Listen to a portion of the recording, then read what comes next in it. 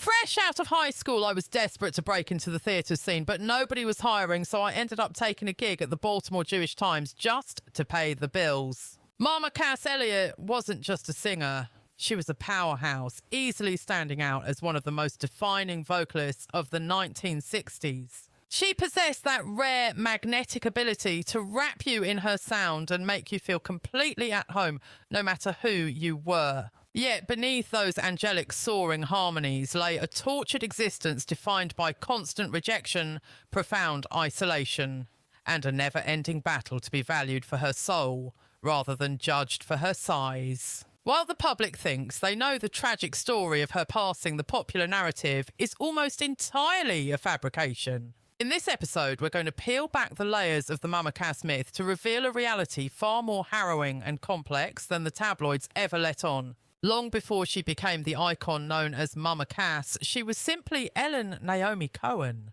a young girl trying to find her way in Baltimore, Maryland. Born in September of 1941, she was the daughter of Russian Jewish immigrants who arrived in the States chasing the American dream, only to find themselves barely keeping their heads above water. Finances were always strained and anxiety hung heavy in the air.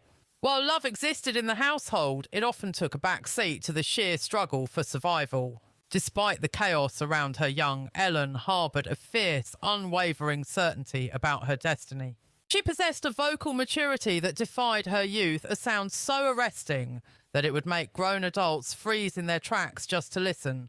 Performing was her oxygen, but the moment she stepped into the spotlight, the audience's gaze would drift from her talent straight to her physical appearance. Ellen was undeniably larger than her peers, standing out in a way she never asked for. In the rigid social climate of the 1940s and 50s, being a girl who occupied extra space, whether physically or emotionally, was seen not just as a difference, but as a defect requiring correction. Society forced that toxic narrative upon her at a tender age. When she was merely 8 years old, she came down with ringworm, a nasty and contagious skin condition. With her mother expecting another baby, the risk was too high, so Ellen was shipped off to live with her grandmother for a while. Her grandmother was a survivor of the Great Depression, a time when food represented far more than simple nutrition. To her, a full plate meant security and affection.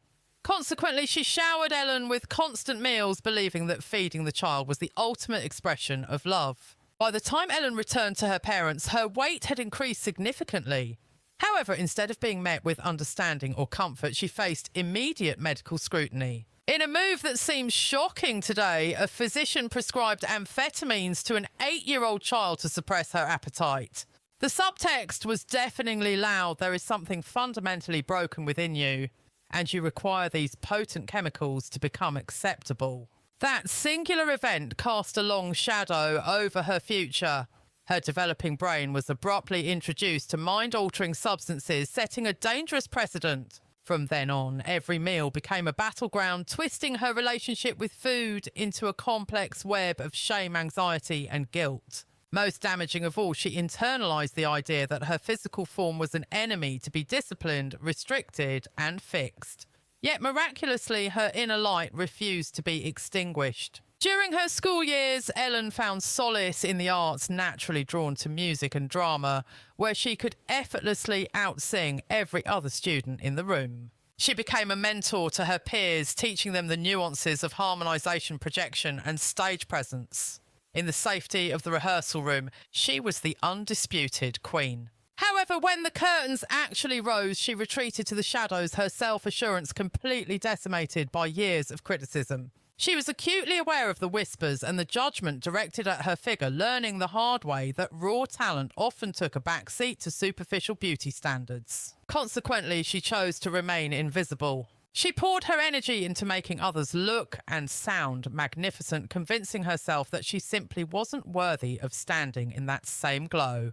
As a teenager, she lived a heartbreaking paradox, possessing the vocal chops of a superstar while harbouring the fragile self-esteem of someone convinced they were unlovable. It was at this breaking point that she realised she had to shed her old identity to survive. Abandoning high school, she reinvented herself as Cass and fled to New York City. Barely 20, she threw herself into the pursuit of a Broadway dream that felt like her only lifeline. Unfortunately, reality hit hard. Every musical audition ended the same way. She was pigeonholed and typecast solely based on her weight. She vied for a prominent role in the production I Can Get It For You Wholesale, only to lose the part to a then unknown force of nature, Barbra Streisand. Years later, she would recount the experience with a sting of bitterness, joking that the industry just didn't write scripts for a £200 leading lady. Refusing to let rejection silence her, she pivoted. If the strict world of theatre shut its doors, perhaps the exploding folk scene in Greenwich Village would leave a window open. The Village was a haven for misfits embracing unique sounds and personalities that defied conventional categorisation. Finally, Cass stumbled into a community that prioritised the soulfulness of a voice over the aesthetics of the singer. It was the first time she allowed herself to feel genuine hope. However, deep down she remained that frightened child who had been conditioned to believe that affection was transactional and success was a constant struggle. That damaging conviction would haunt her, shadowing every musical group she joined, every romance she pursued, and every heartbreak she endured. A star was rising, but the pain remained. Cass didn't possess the wispy, fragile vocals that characterised the chart toppers of the era. Her instrument was rich, resonant, and undeniably authoritative. It was the kind of power that could saturate an entire venue without ever sounding strident. When she opened her mouth, the rest of the world simply faded away. She eventually teamed up with Tim Rose and Jim Hendrix to form her first legitimate musical outfit, a folk trio known as the Big Three. While the group managed to record an album and book some tours, achieving a moderate level of fame, it always felt like they were hovering right on the precipice of a major breakthrough. Cass in particular radiated an energy that screamed destiny. She possessed that one-in-a-million gift, not simply a technically proficient set of pipes, but a vocal warmth that felt like a sanctuary wrapping around listeners and inviting them to stay a while. Yet, despite the obvious talent, those ancient gnawing insecurities refused to pack their bags and leave. It did not matter how many standing ovations she earned or how loudly the crowd cheered. She could never quite outrun the judgmental glares that seemed to follow her every move. Even within the so-called open-minded bohemian scene, the definition of beauty remained stubbornly narrow and thin. Cass constantly felt like she was under a microscope, judged less for her artistry and more on whether her silhouette was deemed acceptable for the spotlight. When the Big Three eventually imploded, Cass wasted zero time wallowing. She immediately pivoted, assembling a brand new outfit that would go down in history as the Mugwumps. This lineup brought two specific men into her orbit who would alter the trajectory of her existence permanently, Zal Janowski and the captivating Denny Doherty. Denny was the full package, charismatic, hilarious, and blessed with serious musical chops. But more than that, he possessed a rare ability to make Cass feel truly recognised, validating her existence in a way she had never tasted before. For a woman who had navigated most of her life feeling like part of the wallpaper, receiving that level of focused attention was absolute intoxication. Cass tumbled headfirst into love, a deep and consuming infatuation, but tragically the feeling was a one-way street. Denny certainly liked her, of that there was no doubt. He held a deep respect for her and was in awe of her vocal prowess, but he simply did not desire her in the romantic, passionate way she so desperately craved from him. While he never actually voiced the words, Cass always sensed the brutal reality lurking beneath the surface. He just did not find her physically attractive. That silent realisation sliced through her spirit sharper than any insult could. It was during this turbulent emotional period that Cass made a questionable choice, one that would cast a long shadow over her life for years to come. She agreed to tie the knot with Jim Hendrix not because of any sweeping romance, but strictly as a legal manoeuvre to keep him from getting snatched up by the draft board and sent off to war. It was a marriage on paper, only completely void of intimacy or emotion. However, it provided her with a new surname and a fleeting sense of the stability she was always chasing. Despite the ring on her finger, her heart remained hopelessly held hostage elsewhere.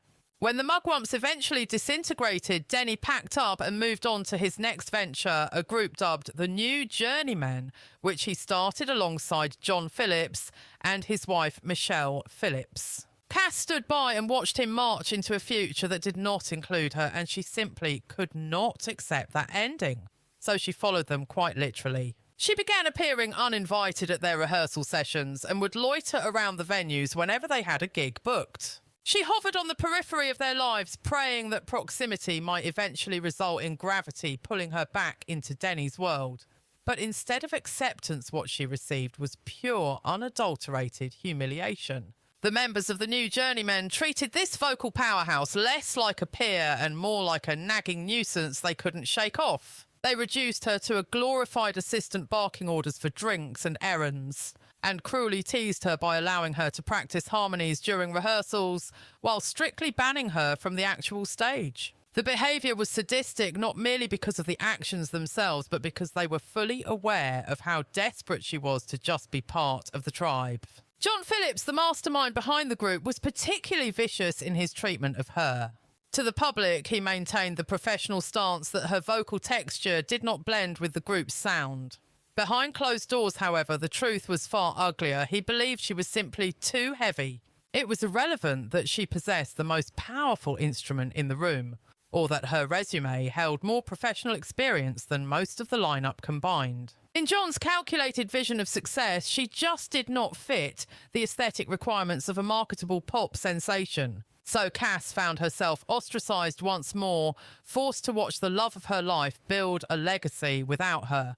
But then fate intervened and flipped the script entirely. The New Journeymen were hemorrhaging cash, burning through money on illicit substances and lavish parties far faster than they could pay the rent. Inevitably, the well ran dry. Broke and homeless in Los Angeles, they ended up begging on Cass's front porch, and surprisingly, she did not slam the door in their faces. Instead, she leveraged the situation. She told them they were welcome to crash under her roof, but the price of admission was her immediate induction into the band. John Phillips was cornered. His options were to welcome Cass into the fold or sleep in the gutter. And just like that, after enduring years of painful rejection, she had forced her way in. Years down the line, the group would spin a bizarrely different narrative involving destiny, a falling lead pipe, and a sudden biological shift in Cass's vocal range. They concocted a story claiming she had been struck on the cranium by heavy construction debris. The legend went that upon regaining consciousness, she had miraculously gained 3 extra notes in her upper register, finally making her suitable for the group. It was a complete fabrication, but the media and fans ate it up.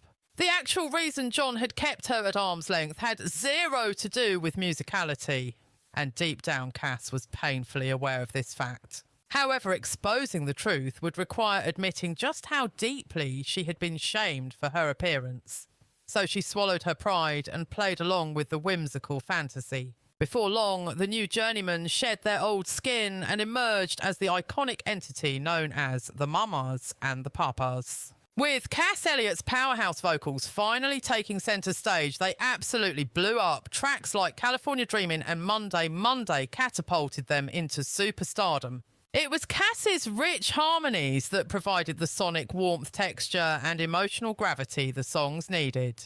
Without her contribution, the band's signature sound would have been flat and forgettable. Yet even as she stood bathing in the spotlight on the globe's most prestigious stages, her internal wounds refused to heal. She had achieved the fame and fortune she dreamed of, but she remained destitute of the one commodity she truly craved: genuine romantic love. That gaping void was a ticking time bomb that would soon detonate everything. This marked the true birth of the persona known as Mama Cass. By the time the Mamas and the Papas were sitting comfortably atop the music charts, Cass was ostensibly living out the fantasy she had chased all the way from the East Coast. She was wealthy, undeniably famous, and finally recognised as the indispensable heart of one of the planet's biggest musical acts. But emotionally, she remained frozen in time still, that girl standing across the room watching Denny Doherty and wishing against all odds that he might one day look back and see her with the same adoration she held for him.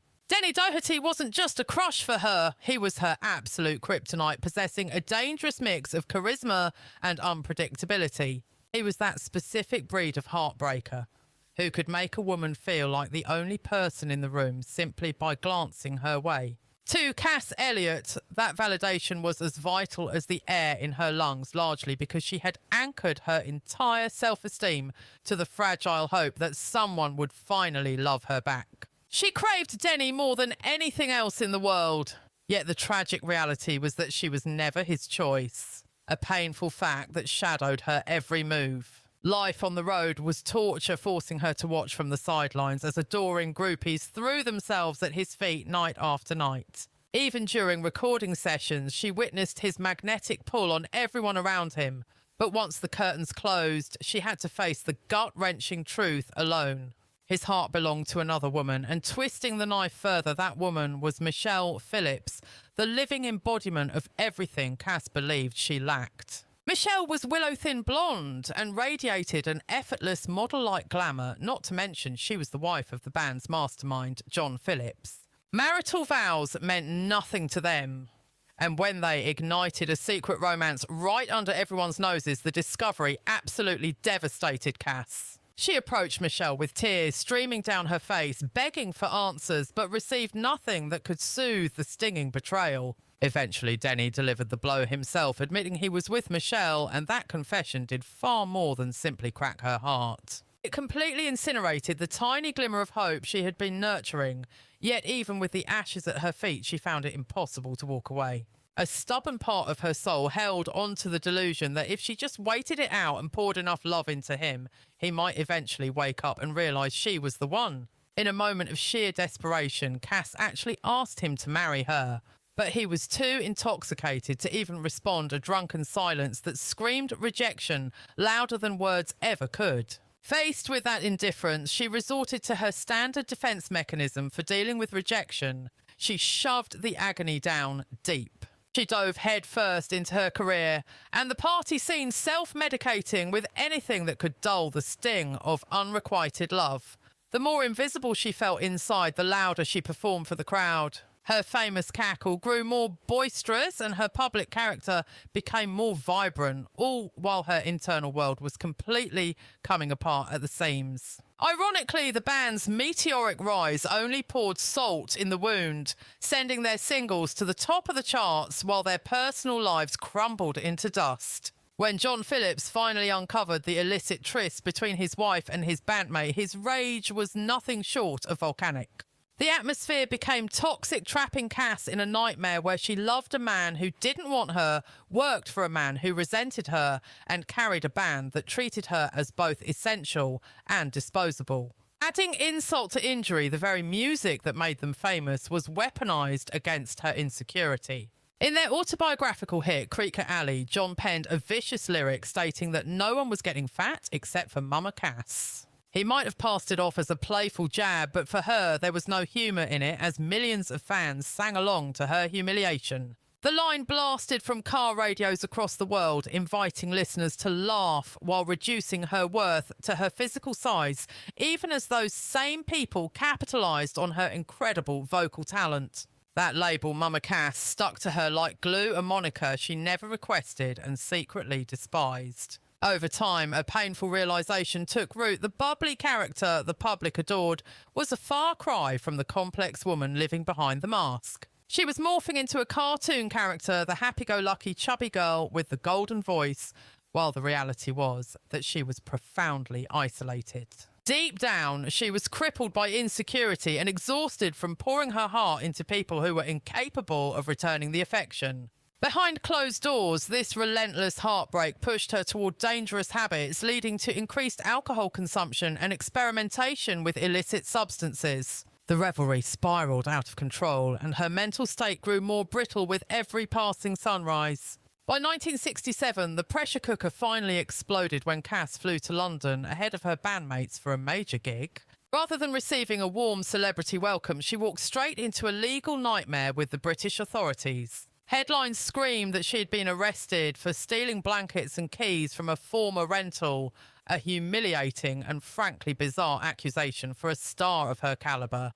Whispers in the industry suggested that the petty theft charge was merely a smokescreen for a much more serious investigation. Police were actually hunting for Pick Dawson, a lover of hers suspected of international drug trafficking, and they figured squeezing Cass was the best way to get to him. She endured a terrifying night in custody, and although the case was eventually dismissed, the scandal left a permanent stain on her public image. The incident tarnished the group's clean-cut image, leaving Cass feeling naked and vulnerable, which prompted a decision that shocked the music world. She officially quit the Mamas and the Papas, finally acknowledging that remaining in that toxic environment was slowly killing her spirit. After sacrificing her voice, her soul, and her unwavering loyalty, her only reward had been mockery, heartache, and a front-row ticket to watch the love of her life choose another woman. John Phillips had essentially treated her as a burden he was forced to carry.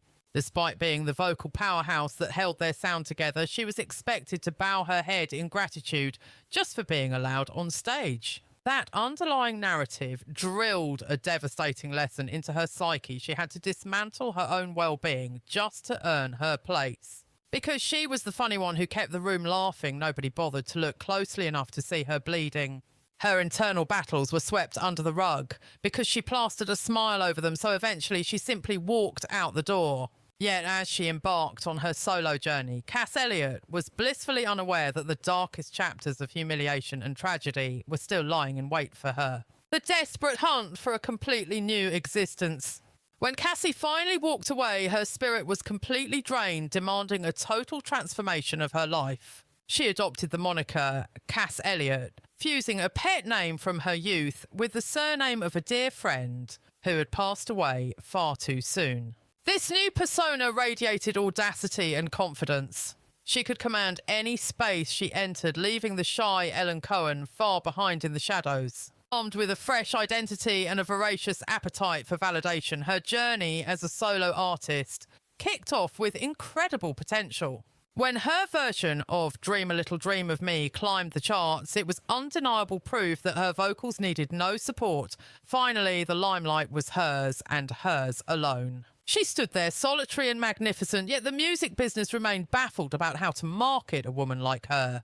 Executives still viewed her as a gimmick, the heavy-set vocalist from a legendary group, and no matter how hard she fought to bury the Mama Cass title, the labels relentlessly forced her back into that box. Every promotional poster press tour and album sleeve was designed to keep her locked within that familiar, unwanted caricature. Confined within a public perception, she had never signed up for Cass, refused to surrender, and kept ploughing ahead. She booked every gig available, from late-night chat couches to variety spectaculars, desperate to remain relevant in the public eye. She grinned while they mocked her and chuckled along with the cruelty, determined to shatter the stereotype until she orchestrated something truly legendary. By the late 1960s, she had settled into Laurel Canyon, establishing herself at the very epicenter of the Los Angeles counterculture sound. Her residence transformed into a sanctuary for future icons, with artists wandering through her doors at every hour of the day and night. Masterpieces were composed on her sofas, while vocal blends were perfected on the patio, all while Cass silently orchestrated these connections from the sidelines. It was she who gathered David Crosby, Stephen Stills and Graham Nash in one room, sparking a fateful collision of talent. These were three brilliant souls who felt displaced in the industry, with Crosby having recently exited the Byrds in a storm of tension. Stills was aimless following the collapse of Buffalo Springfield, while Nash found himself at a crossroads regarding his tenure with the Hollies. Despite their immense individual gifts, they were effectively adrift without a compass. But Cass detected a sonic potential that the world had missed, urging them to merge their voices and discover the magic that could arise from unity rather than isolation. That precise moment birthed Crosby, Stills and Nash, cementing a legacy as one of the most pivotal supergroups in the annals of rock and roll. What began as a casual afternoon jam session fundamentally altered the trajectory of music history, yet accolades for her role were non-existent. True to form, Cass remained the invisible engineer of success while the men basked in the glory. While her influence silently expanded, her physical health began a rapid and alarming deterioration. Decades of relentless body shaming, professional rejection, and emotional starvation had finally cracked her armor. She had been conditioned to calculate her value based on public applause, all while feeling completely unseen as a human being. Right on the cusp of escaping her history, she committed to a path that would strain her physiology to the breaking point. Signing a lucrative residency deal in Las Vegas was meant to be her triumphant return, but fate had twisted plans that nobody anticipated. Caesar's Palace stood as the ultimate forge for show business icons, and Cassie was hell-bent on etching her name onto that list. In preparation for the glitz and glamour, she resorted to extreme measures, effectively denying her body any sustenance. She subjected herself to a torturous regimen for months, going without food for 4-day stretches, shedding nearly 30% of her mass in under 12 months. The public showered her with compliments on her new look, oblivious to the fact that her internal systems were screaming in agony. When she finally touched down in Vegas, she was battling a level of illness that was frankly terrifying. Her body was ravaged by acute tonsillitis, bleeding vocal cords mono, and hepatitis, a cocktail of maladies exacerbated by severe starvation and fatigue. Yet cancellation wasn't an option in her mind. This was the defining moment she could not bear to lose. The premiere was designed to be a spectacle of high glamour, with a packed house of A-listers buzzing with electric expectation. However, the second cast took the stage. The atmosphere shifted. Something was dreadfully off. That powerhouse voice, her shield against years of mockery and pain, simply evaporated. She was too physically depleted to project a single note. She agonisingly rasped through the opening performance, but the subsequent show turned into an even greater disaster. Patrons abandoned their seats in droves, leading Caesar's Palace to terminate her contract within 48 hours, effectively pulling the plug on her dream. The tabloids devoured the failure with glee, forcing a humiliated cast to retreat into a seclusion so deep it alarmed her inner circle. Confidence reported that she became a recluse, refusing to step outside or acknowledge the ringing telephone. The dramatic weight loss she had fought for now made her appear gaunt rather than elegant. Her reputation was in tatters, yet the tragedy wasn't over. Sad to say, this marked the beginning of the end for the woman the world knew as Mama Cass. Yet, amidst the chaos, she was guarding a private miracle that the public was blind to. She was preparing to bring a child into the world. The biological father was revealed to be Chuck Day, a session guitarist who had briefly shared the stage and studio with the Mamas and the Papas. Their connection had been a quiet, fleeting interlude rather than a high-profile romance. It involved no screaming matches or public scandals. However, the moment Cass discovered she was carrying a child, she made a monumental decision that would completely reshape her future. She decided she would navigate motherhood on her own. She refused to put the father's name on the birth certificate, a choice made not out of embarrassment, but from a fierce desire to shield her privacy. Cass had lived her entire adult life under a microscope, constantly judged and misunderstood by the public. She was determined to ensure her daughter did not grow up as just another tabloid headline or a subject of idle rumours. Her goal was simple but profound. She wanted her daughter Owen to possess her own identity before the world tried to assign one to her. She would not belong to the ravenous media, the cutthroat music industry, or the men who drifted in and out of their lives. The moment Owen arrived, Cass built a protective fortress around her, making the baby the centre of her universe. Motherhood became the one sanctuary where Cass could drop the act. Owen didn't give a damn about the stage makeup or the weight fluctuations. She didn't care about the chart-topping hits, the cruel nicknames, or the gossip columns. To that little girl, she was simply Mum. For the first time in her existence, Cass experienced a need that was pure and completely unconditional, untainted by professional gain. She guarded her child like a lioness. If a nanny started getting too cosy or the baby grew too attached to the hired help, Cass would fire them on the spot to preserve that bond. Owen was kept entirely out of the flashbulb's glare. Cass was desperate to provide the one thing fame had always stolen from her, a sense of safety and normalcy. Yet even that overwhelming maternal love couldn't scrub away the deep-seated ache of loneliness Cass carried in her heart. She still craved a genuine connection with a partner who saw her for who she was. In 1971, she tied the knot with Donald von Wiedemann, a German journalist with an aristocratic background. To Cass, he represented a ticket out of the chaotic music scene, a man she hoped would see the woman behind the Mama Cass caricature. Tragically, the marriage crumbled after a mere 2 months. Once it was over, he went to the press with bitter remarks, hammering home a brutal lesson Cass had been learning since childhood. Everyone wanted to be near the star for the clout, but nobody wanted to handle the real intimacy of the person behind the fame.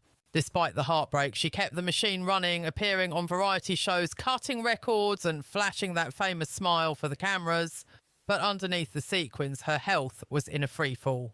Decades of crash dieting, prescription pills, relentless schedules, and emotional stress had left her body on the brink of collapse.